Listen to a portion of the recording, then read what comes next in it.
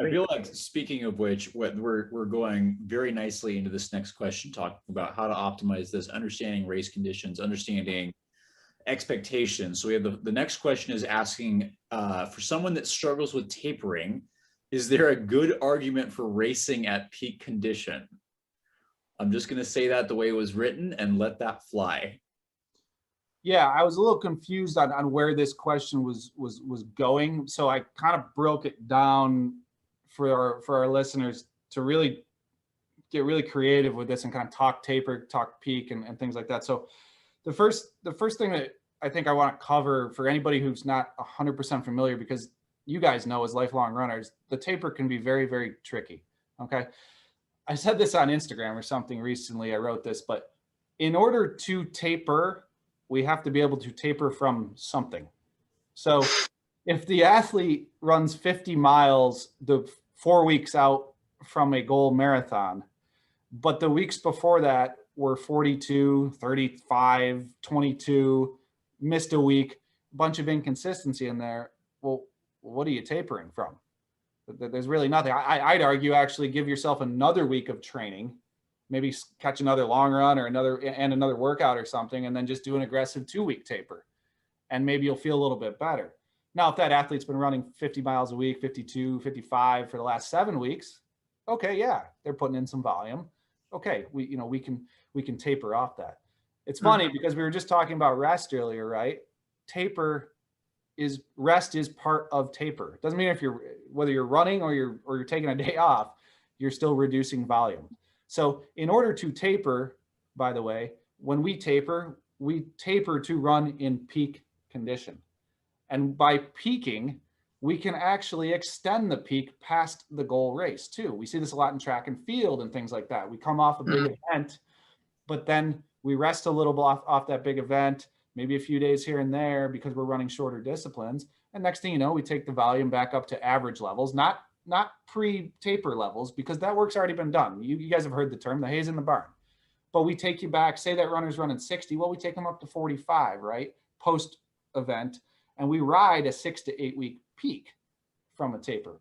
So peaking is essentially your best form of running, but it needs to be created via tapering. And tapering happens obviously when we come down from our higher mileage or our intense workouts. So I wanted to break that down before we really said anything, because again, no disrespect to the question, I just wasn't sure where it was really going. But I want to give 5 common mistakes that happen during a taper, though, and I think this is really good to cover. So the first one is when we taper, we're either tapering too little or too much. So that's 1 and 2 right there. So sometimes people don't taper enough, right? So they run 60 miles 3 weeks out, they run 57 the week before, and then they have 51 miles in their legs going into the marathon. Okay. Well, I would probably think that you're going to run pretty flat. You might be a little rested, but there's nothing there. There's no substance. And again, remember, rest equals growth, and rest makes you faster. So either we taper too little or we taper too much. I see this with a lot of beginning runners. Oh, well, I'll just take a week off now because I got all my long runs done and I can just rest. Or why don't I take these 4 weekends and run 6 miles when really you probably could sneak another 18 in. So maybe they don't do enough in that taper, and then they come into that taper, extremely flat. Switching your days around during a taper is definitely something that a lot of people tend to mistake as well. Remember, when we taper, first of all, the body goes through changes. That's why we're susceptible to catching a cold during taper. That's why our legs are restless. We don't sleep well. Our appetite can be crazy or it can be non-existent, right? Mentally, we're going all over the place. Again, this goes back again to the holistic runner knows how to keep the mind calm. The expectation runner is already predicting the time that's going to be happening, and they haven't even got through the taper yet.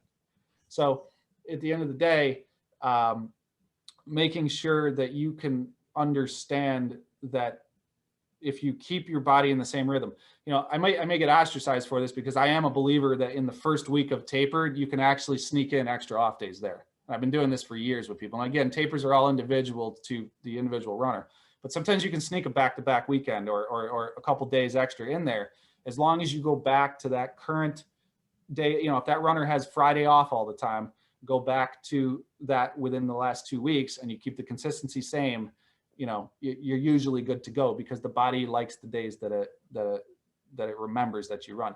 Now, taking off, say, 3 days in a row before your goal marathon, when you've never done that before, you're gonna feel flat as a pancake, obviously, on race day. But again, it's so individualized that it's all individualized based on the runner. But the goal, especially in shorter distance stuff, is the goal is to taper. And then, I look at right now, we have October 11th, Boston, right? And right around the corner, we have CIM. And so in most coaches' minds, and I know you guys will agree with this too, that it's kind of a quick turnaround from October 11th to the first weekend of December. We don't want people to normally do that, but it's a post-COVID year. A lot of people have flights and airfare and stuff. And, it's not my favorite thing, but I consider myself a nice guy, and I'm letting some of these athletes do these things. And so I have to get creative in that time. We're actually going to taper for Boston, and we're going to try to ride the peak essentially into CIM.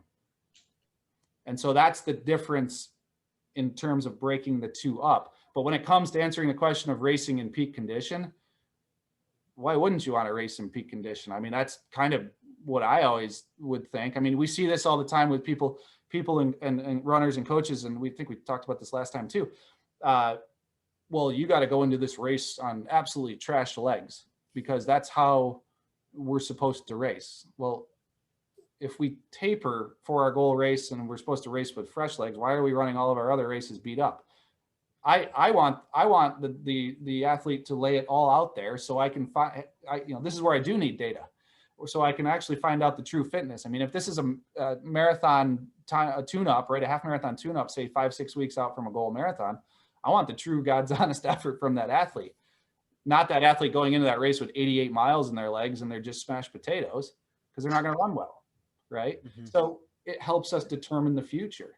But to the way I look at it, no, I mean, if you're going to race, go easy a couple days going into it, run some crisp strides. I love giving, for certain athletes, a bunch of, you don't have to do a huge set, but 6-8 quarters going into a 5K or quarters 200s, or even for a half, just wake up leg speed, keep it light, back off the gas, and go race to your maximum potential. So you're not always in peak condition, but you're good enough to race, healthfully and fresh. I think to add on to this, I think what you're speaking about going, if you're going to go race, you might as well taper a little bit, because why? Oh, I think some people will say, oh, I'm just going to go tempo this race.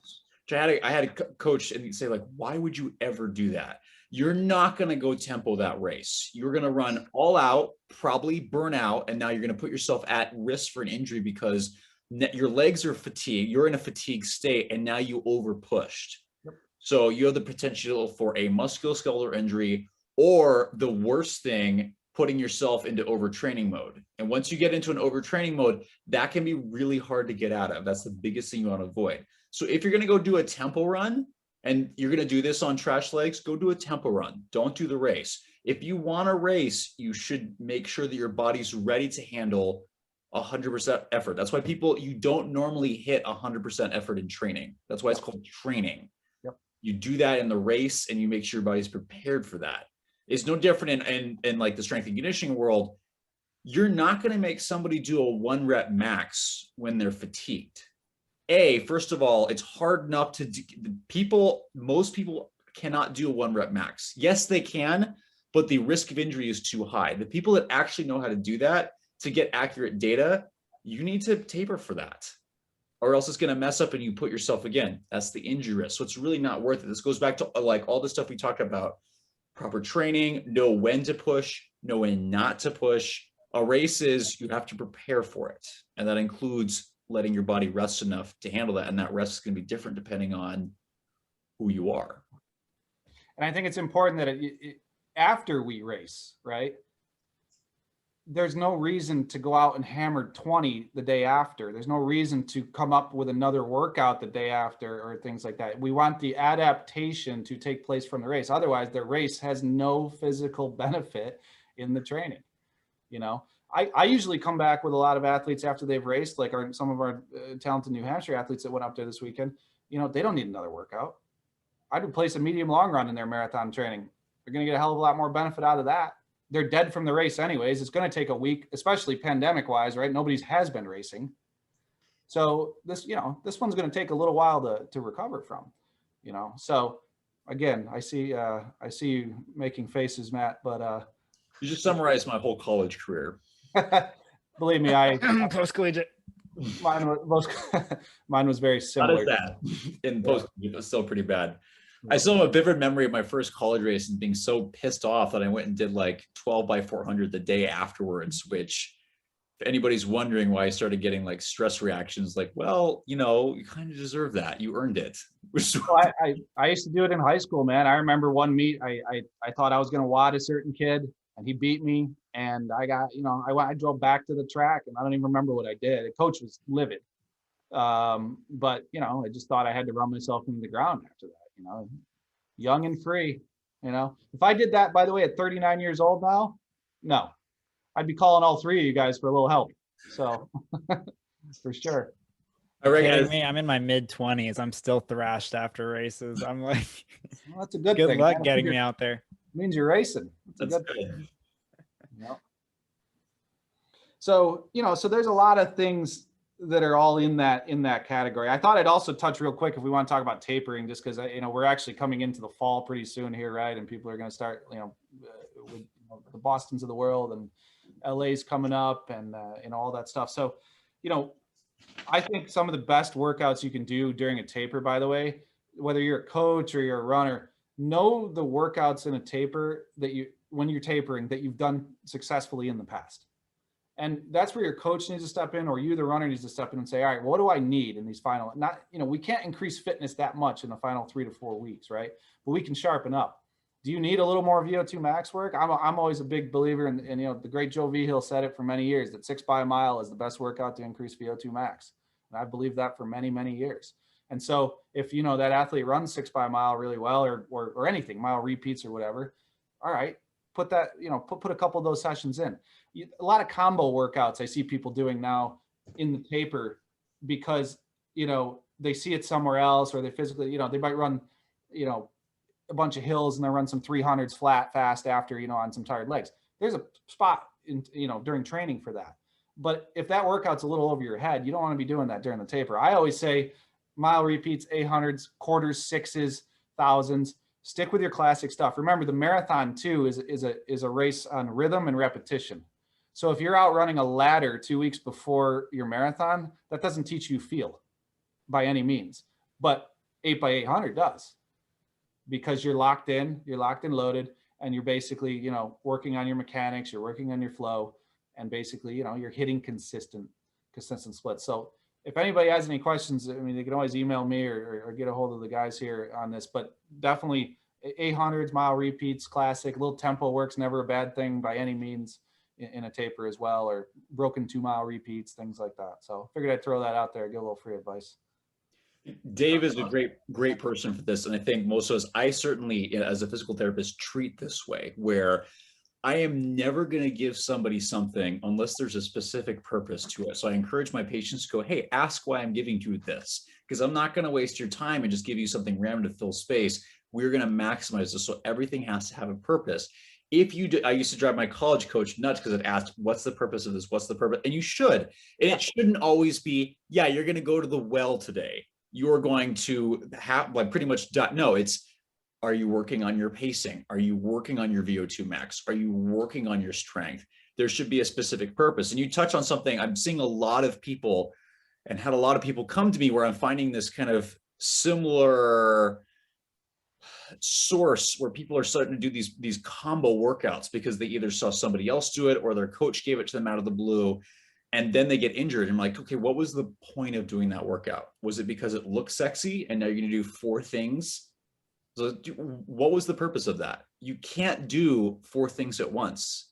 If you're going to do something well, do that one thing and work on that.